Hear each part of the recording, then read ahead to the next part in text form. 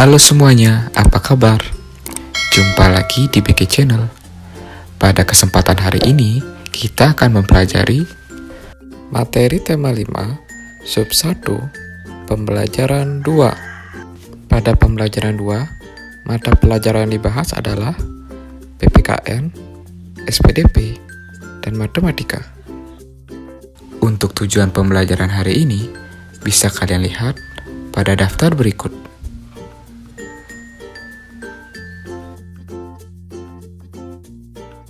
Seperti biasa, sebelum kita memulai pembelajaran hari ini, mari kita berdoa terlebih dahulu agar pembelajaran hari ini berjalan dengan lancar dan lebih bermakna. Berdoa dipersilakan.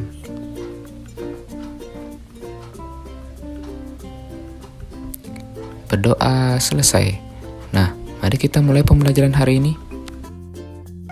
Dari semua perjuangan yang telah dilakukan, Raja Purnawarman dapat disebut sebagai pahlawan. Coba perhatikan bagian di bawah ini. Apa saja yang telah dilakukan oleh Raja Purnawarman? Kalau kita ingat kembali teks di pembelajaran 1, ada banyak hal yang telah dilakukan oleh Raja Purnawarman. Yang pertama, Raja Purnawarman memperbaiki aliran sungai Gangga di daerah Cirebon.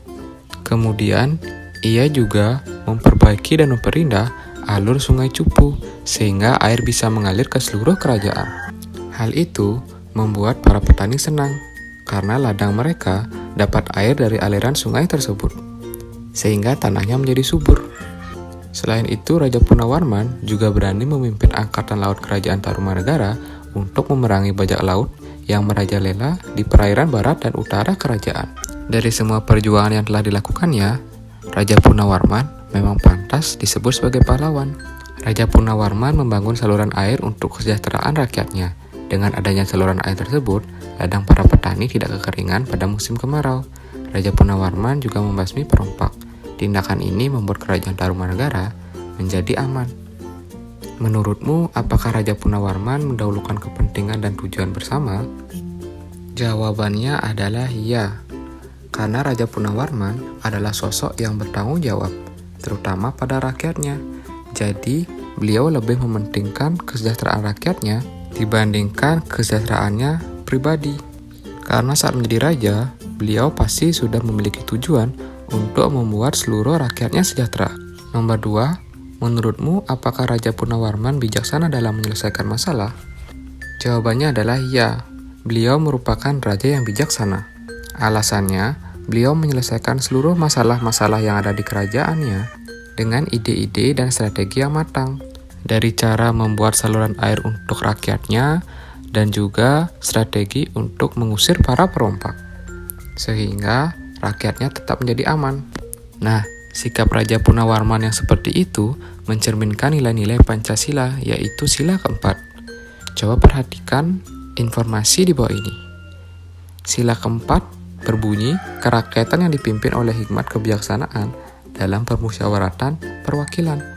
Makna sila keempat adalah mendahulukan kepentingan dan tujuan bersama, kemudian cinta permusyawaratan dan demokrasi, serta bijak menyelesaikan masalah. Nah, jadi sikap Raja Purnawarman sudah mencerminkan nilai Pancasila, yaitu sila keempat. Coba perhatikan, apa simbol sila keempat? Seperti yang bisa kalian lihat, simbolnya adalah kepala banteng. Nah, coba amati simbol sila keempat berikut. Kira-kira apakah makna dari simbol tersebut? Nah, mari Bapak jelaskan. Banteng dipilih sebagai lambang sila keempat karena banteng merupakan makhluk sosial yang suka berkumpul. Selain itu, banteng juga memiliki jiwa sosial yang tinggi. Ia menjadi salah satu hewan yang kuat bersama kawanannya. Nah, hal itu mencerminkan masyarakat Indonesia. Masyarakat Indonesia merupakan makhluk sosial, di mana mereka juga suka berkumpul dan bermusyawarah atau berdiskusi untuk menentukan sesuatu. Kemudian, bagaimana hubungan makna sila keempat dengan simbolnya? Salah satu makna sila keempat yaitu adalah cinta permusyawaratan dan demokrasi, di mana masyarakat Indonesia untuk menyelesaikan suatu masalah atau mencapai kesepakatan, mereka akan berkumpul, kemudian melakukan musyawarah atau berdemokrasi terlebih dahulu. Hal tersebut sesuai dengan lambang sila keempat, yaitu kepala banteng. Seperti yang sudah dijelaskan sebelumnya, banteng adalah makhluk sosial, di mana mereka akan berkumpul dengan kawanannya untuk menjadi hewan yang lebih kuat. Hal tersebut juga berhubungan dengan masyarakat Indonesia. Semakin rakyatnya berkumpul, bersatu, dan bermusyawarah, maka Indonesia akan dapat mewujudkan cita-citanya. Nah, sekarang kalian sudah paham kan, kenapa lambang sila keempat adalah kepala banteng? Berikutnya, coba amati gambar berikut. Gambar tersebut menceritakan Budi yang marah dan membentak Amir yang secara tidak sengaja menginjak kakinya. Sekarang coba kamu berpendapat. Bapak contohkan, apakah Budi sudah bijak dalam menyelesaikan masalah? Dilihat dari caranya, Budi belum bijak dalam menyelesaikan masalah. Seharusnya, Budi bisa menyelesaikan masalah tersebut dengan cara damai, karena Amir tidak sengaja. Lalu yang kedua, apakah sikap Budi mencerminkan sila keempat? Jelaskan. Nah, sikap Budi belum mencerminkan sila keempat, karena Budi menyelesaikan masalah tanpa melakukan kesepakatan atau berdiskusi terlebih dahulu. Lalu yang ketiga, apa yang akan terjadi jika kita tidak bijak menyelesaikan masalah? Nah, jika masalah tidak diselesaikan dengan cara bijak, bisa terjadi perpecahan dan permusuhan antar teman. Dengan cara yang sama, sekarang coba kamu jawab 2 cerita berikutnya. Selamat mengerjakan. Ada banyak contoh sikap dalam kehidupan sehari-hari yang sesuai dengan sila keempat. Nah, Bapak berikan contoh beberapa di antaranya. Yang pertama, selalu mengutamakan musyawarah untuk mencapai mufakat dalam menyelesaikan masalah. Yang kedua, menghargai hasil musyawarah. Yang ketiga, ikut serta dalam pemilihan umum, baik itu pemilihan presiden atau pilkada. Nah, untuk kalian yang masih kecil, kalian bisa melakukannya seperti pemilihan ketua kelas. Nah, untuk contoh-contoh sikap yang lain, kalian bisa cari sendiri.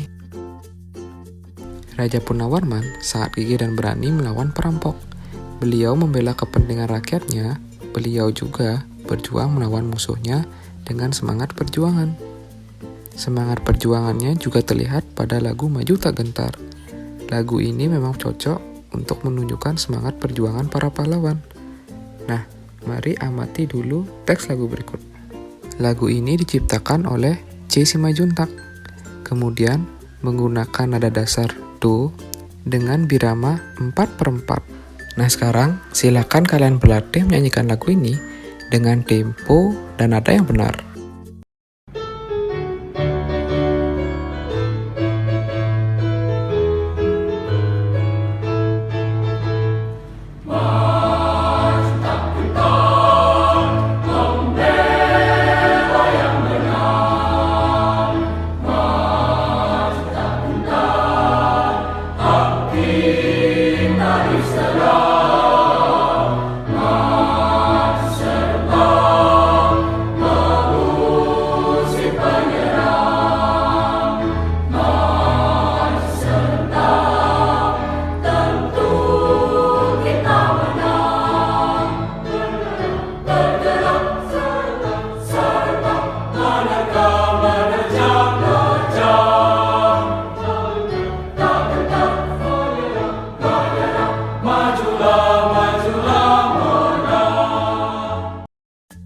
Nah, berikutnya silakan kalian berlatih dengan tempo dan nada yang sesuai dengan lagu tersebut.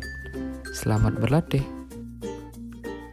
Berikutnya kita akan mempelajari materi matematika, yaitu materi tentang garis. Coba perhatikan beberapa gambar berikut. Apakah kamu bisa menemukan garis pada gambar-gambar tersebut? Kalau kalian perhatikan, di sini ada beberapa garis-garis pada gambar-gambar berikut. Perhatikan gambar pertama. Di sini ada garis yang melintang pada papan perempatan jalan. Kemudian garis juga ada di telapak tangan kita. Garis juga ada pada serat-serat dari daun. Nah, kemudian garis juga ada pada papan penunjuk jalan. Lalu pada gawang pun ada garis. Selain dari tiangnya, garis juga terdapat pada jaring yang ada di gawang tersebut. Sebenarnya apa itu garis? Nah, coba perhatikan gambar berikut untuk menjawabnya. Perhatikan gambar pertama. Di sana ada titik-titik yang diletakkan secara sejajar. Lalu di gambar B, titik-titik ditambah jumlahnya, namun tetap beraturan. Kemudian di gambar C, titik-titik lebih ditambah sehingga sudah menyerupai garis titik-titik. Nah, jika titik-titik tersebut terus ditambah, maka akan membentuk sebuah garis. Jadi, dapat disimpulkan, garis adalah kumpulan titik-titik yang beraturan dan berkesinambungan. Kumpulan titik-titik yang dibuat semakin rapat akan membentuk garis lurus. Ada beberapa macam garis. Yang pertama adalah garis lurus. Garis lurus adalah garis memanjang yang tidak terbatas di kedua ujungnya. Garis ini tidak memiliki pangkal dan tidak memiliki ujung. Yang kedua ada sinar garis.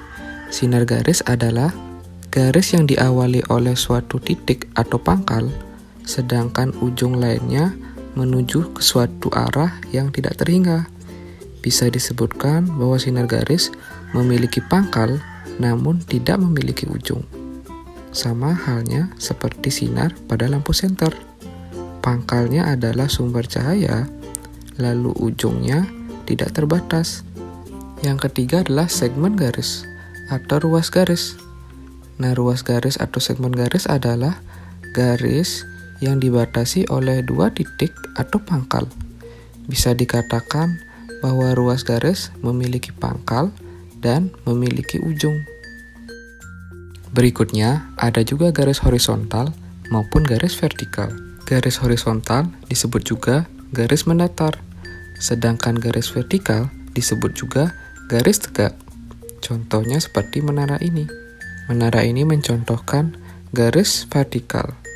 Sekarang, coba kamu contohkan bangunan atau benda-benda yang menunjukkan garis horizontal atau garis vertikal.